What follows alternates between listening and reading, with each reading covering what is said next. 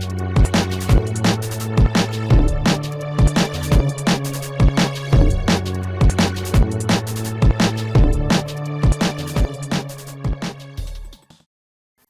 नमस्कार दोस्तों, एक बार फिर से आप सभी का स्वागत है हमारे चैनल जिसका नाम है श्री एजुकेशन, जहां पर आपको मिलती हैं ढेरों सारी एग्जाम के रिलेटेड टिप्स और ट्रिक्स जिससे कि आपका एग्जाम बहुत अच्छा हो सके।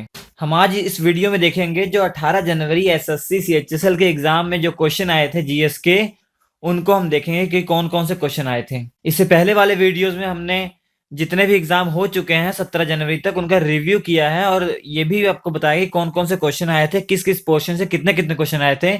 आप हमारा वीडियो देख सकते हैं। अगर आप हमारे चैनल पर नए व्यूअर हैं तो प्लीज़ हमारे चैनल को सब्सक्राइब कर लीजिए ताकि जितने भी वीडियो एग्जाम के रिलेटेड आए आपको नोटिफिकेशन मिलता रहे। यहाँ आपको 2 से 4 वीडियो आपको डेली अपडेट मिलते रहेंगे एग्जाम के रिलेटेड, जो आपके एग्जाम में बहुत हेल्प करेंगे।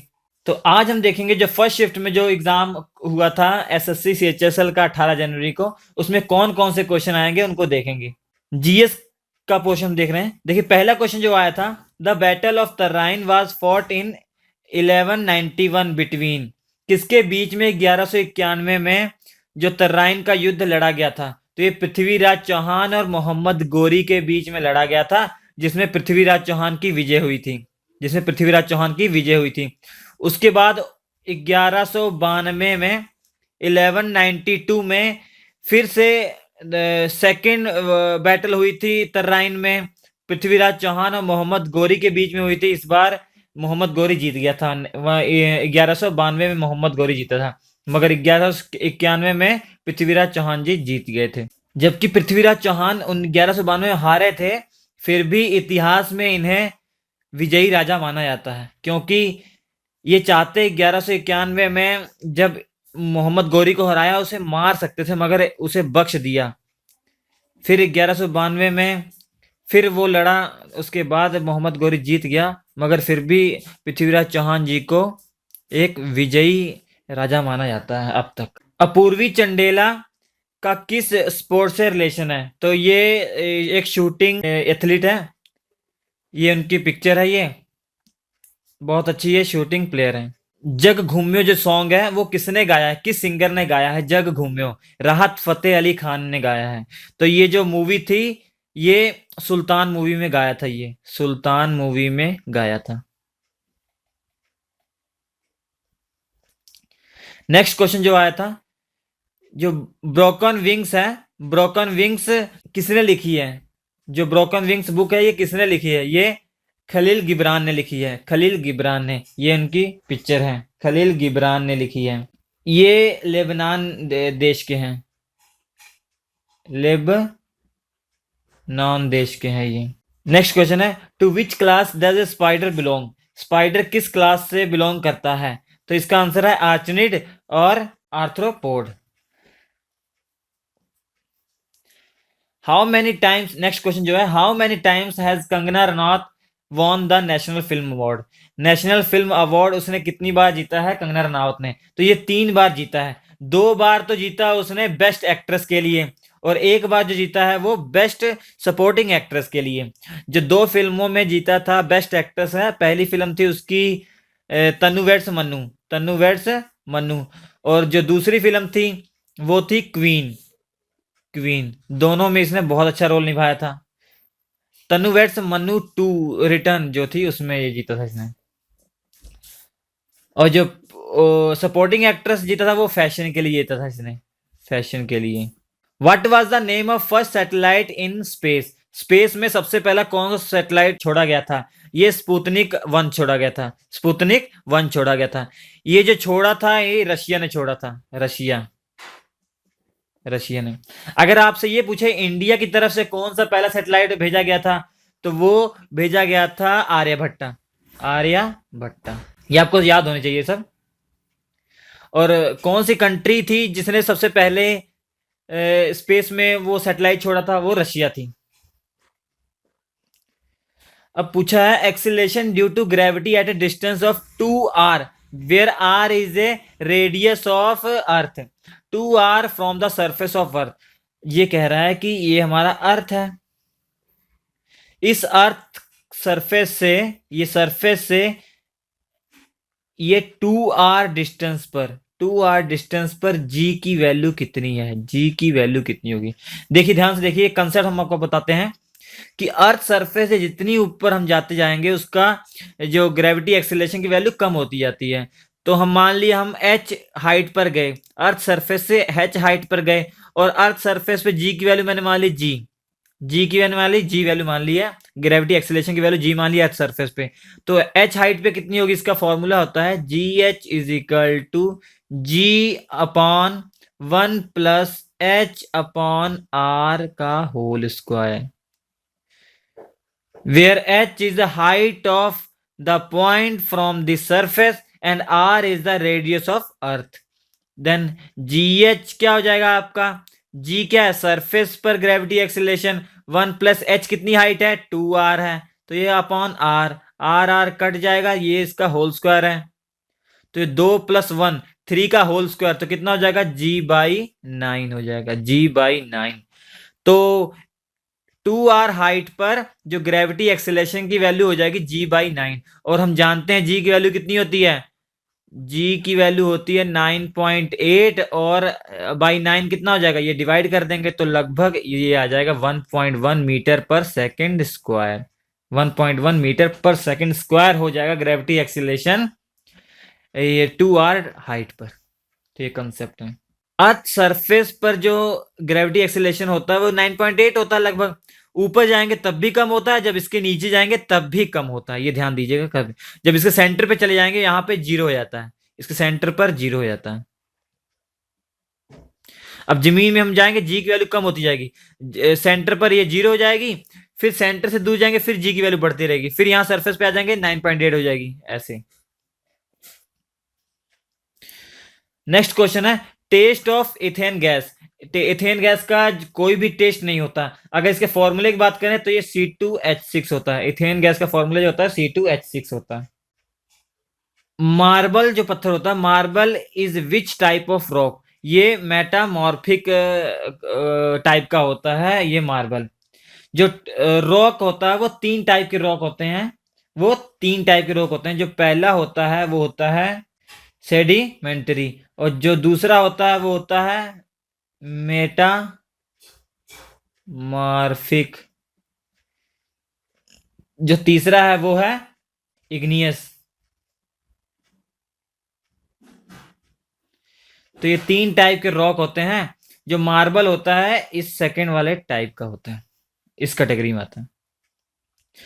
देखिए फिर नोबेल प्राइज का क्वेश्चन आ गया, हमने बताया था नोबेल प्राइज बहुत इंपॉर्टेंट है, आपको हर एग्जाम में इसका कम से कम एक क्वेश्चन तो मिल ही जाएगा, या तो ये करंट अफेयर के पोर्शन में आ सकता है, या इसके पहले का जो फैक्ट है नोबेल प्राइज के वो पूछे जा सकते हैं। तो हमने इसके पहले वीडियो बनाया होगा, बहुत अच्छा वीडियो है वो, ज्यादा लंबा नहीं है, 10-12 मिनट का है, उसमें नोबेल प्राइज पे जितने भी क्वेश्चन आ सकते हैं आपके किसी भी एग्जाम में, वो आप देख लीजिए, तो आपका एक क्वेश्चन तो कंफर्म है, बस उसे देख लीजिए, उसका नोट्स बना लीजिए, उसमें सारे फैक्ट हमने उसको गिने हुए हैं। तो वो बहुत अच्छा वीडियो है, पूरे नोबेल प्राइज का निचोड़ है, वो ध्यान से देख लीजिएगा। तो नोबेल प्राइज पीस प्राइज 2016 में किसने जीता था, तो ये जुआन मैनुअल संतोष ने जीता था, जुआन मैनुअल संतोष ने जीता था। हमने उसमें ये ट्रिक भी बनाई हुई है कि 2016 में जितने भी अवार्ड थे 6 कैटेगरी में, वो कौन कौन विनर है उसकी शॉर्ट ट्रिक्स भी है, वो भी आप देख सकते हैं। Which country won the Copa America tournament 2016 Copa America tournament किसने जीता था, ये चिली ने जीता था, चिली कंट्री ने जीता था। तो ये फुटबॉल गेम है, फुटबॉल कप है ये, फुटबॉल। बृहदेश्वरा टेम्पल कहाँ पर स्थित है, तो ये तमिलनाडु में स्थित है, बृहदेश्वरा जो टेम्पल है वो तमिलनाडु में स्थित है। अगर तमिलनाडु में कहाँ पे है, ये थंजावुर में है, तमिलनाडु के अंदर। रॉलेट एक्ट कब पास हुआ था, ये फरवरी में महीने में पास हुआ था 1919 में, 1919 में। इसे जिसने पास किया था इंग्लैंड के एक जज थे, चीफ जस्टिस थे, उनका जो नेम था वो एल रॉलेट था उनका नाम, इसलिए उनके नाम से ये है। इस एक्ट के तहत जो था कुछ नियम थे, जैसे कि जो भी स्टेट में जो भी मतलब वो क्रांतिकारी थे उन पर एक्शन जो है बहुत जल्दी लिया जाएगा। 3 या 4 मेंबर की कमेटी बनाई जाएगी, उस पे तुरंत निर्णय लिया जाएगा। और स्टेट में जिन पे भी संदेह हो कि जो स्टेट में क्रांतिकारी हैं या कुछ भी मतलब वो कर रहे हैं अंग्रेजी सरकार के खिलाफ, तो उन पे तुरंत कार्रवाई की जाए। उन संदेह के हिसाब से उनको जेल में हम बंद कर सकते हैं, ये इस एक्ट में था। और जो जेल में ऑलरेडी हैं उनको कितनी भी दिन के लिए रोक सकते थे रॉलेट एक्ट, तो इसका विरोध भी किया था भारतीय लोगों ने बहुत। इसरो कब सेटअप हुआ था? तो ये 1969 में सेटअप हुआ था। अब ये 1969 में अगर बोला जाए कब, ये 15 अगस्त के दिन हुआ था। ये 15 अगस्त, ये बहुत प्राउड की बात है। 15 अगस्त 1969 में सेटअप हुआ था। इसरो की फुल फॉर्म आपको पता होनी चाहिए, is Indian space research organisation. Indian space research organisation. I का मतलब इंडिया, एस का मतलब स्पेस, आर का मतलब रिसर्च, ओ का मतलब ऑर्गेनाइजेशन। तो Indian space research organisation. Next question है, the largest fresh water lake in Asia. Asia में सबसे बड़ी झील कौन सी है फ्रेश वाटर की, मीठे पानी की? तो ये बैकाल झील है। ये कहाँ पे है? रशिया में है। ये रशिया में है। अगर इंडिया की बात की जाए कि इंडिया में सबसे लार्जेस्ट फ्रेश वाटर लेक कौन सी है, तो ये होगी वुल्लर लेक। ये वुल्लर लेक होगी। इसको ऐसे भी लिख सकते हैं हम, वुल्लर लेक। ये कहाँ पे है? जम्मू एंड कश्मीर में है। जम्मू एंड कश्मीर में। ये सब आपको याद होना चाहिए, मतलब सबसे लार्जेस्ट, सबसे लॉन्गेस्ट, हर चीज में फर्स्ट, ये सब आपको आना चाहिए। इसमें से क्वेश्चन आपको मिल ही जाएंगे। Hypothalamus gland is related to, ये होती है brain and it controls temperature level. Brain और उस टेम्परेचर को कंट्रोल करने, लेवल को, टेम्परेचर लेवल को कंट्रोल करता है। ये क्वेश्चन है 18। अब तक कितने प्रेसिडेंट हो चुके हैं? ये हैं 13।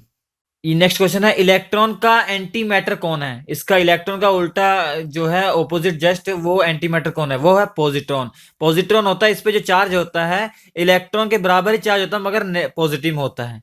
इस पे प्लस 1.6 इंटू 10⁻⁻19 कूलाम चार्ज होता है, जबकि इलेक्ट्रॉन पे -1.6 इंटू 10⁻⁻19 कूलाम होता है। जिसका मास होता है वो इलेक्ट्रॉन के मास के बराबर होता है। तो मास इलेक्ट्रॉन का कितना होता है और पॉजिट्रॉन का, दोनों का मास सेम होता है। ये होता है 9.1 इंटू 10⁻31 किलोग्राम, ये मास होता है। What is the minimum age of governor? Governor की मिनिमम एज कितनी होनी चाहिए? किसी भी उसका स्टेट का गवर्नर बनने के लिए मिनिमम एज कितनी है? 35 ईयर होनी चाहिए minimum age. Indian rail connects how many station? जो इंडियन रेल है कितने स्टेशन कनेक्ट करती है? तो 7112 स्टेशन है। ये 7112 स्टेशन है। पेप्सिको की सीईओ कौन है? ये इंडिया की है जो पेप्सिको की सीईओ है, इनका नाम है इंदिरा नोई। इंदिरा नोई। अब ये जो है, ये है तो इंडिया की, मगर जो पेप्सिको कंपनी है इसका जो हेडक्वार्टर है ये है यूएस में, अमेरिका में है। अमेरिका में कहा? न्यूयॉर्क में इसका है। Majuli island is, Majuli island कहां पर है? ये असम में है। मजुली आइसलैंड जो है असम में है।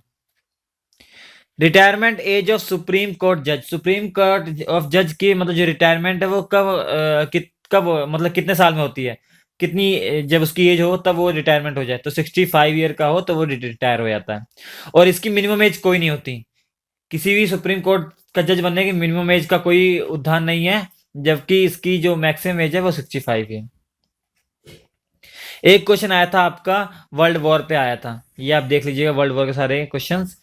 तो ये था फर्स्ट शिफ्ट में जो क्वेश्चन आए थे, ये उसका जिक्र था। इसके जस्ट दूसरे पार्ट में आप देख सकते हैं सेकंड शिफ्ट और थर्ड शिफ्ट में जो क्वेश्चन आए थे उनको आप आसानी से देख सकते हैं।